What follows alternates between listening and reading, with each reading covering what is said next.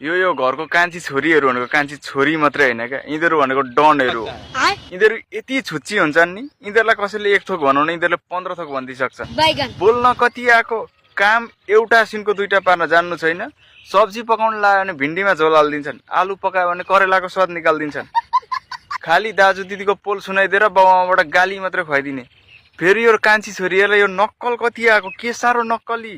दिनभरि लगाएर मेकअप गरेको छ, नयाँ लुगा लगाएको छ, कहाँ जान ठिक परेको भनौँ, फोटो खिच्न र टिकटक बनाउन रेडी भएको अरे। फेरि यो कान्छी छोरीहरू राम्री चाहिँ कति राम्री, हेर्दाखेरि चिटिक्क परेका, तर बेहोरा चाहिँ के खालको। फेरि के साह्रो जिद्दी, जे पनि उनीहरूले भनेकै हुने। भैँसी पनि सेतो हुन्छ भनेर बाँच्न थाल्छन् यार। अनि फेरि यो घरको कान्छी छोरीहरू कति साह्रो मिठासे, खाना चाहिँ मिठो मिठो चाहिने। अनि सब्जी पकायो भने चाहिँ भिन्डीमा झोल हालेर पकाइन्छ।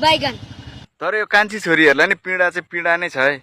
यिनीहरूलाई बाउआमालाई लाउने काम भनेको नि त्यही धन्दा गर्ने र भात सब्जी पकाउने हो। अनि पाहुना आयो भने कुरा काट्दिन थाल्छन्। हाम्री कान्छी त माटिएर प्याउलेलाई यसलाई सुखमा राखेको छ, पछि कस्ताले बेगरेर लाने हो, दुःख पाउने भयो त्यसले। एउटा सिनको दुईटा पार्दिन भन्छन्, अनि काम अराउ भन्दाखेरि चाहिँ खाली भात पकाएर धन्दा गर मात्रै।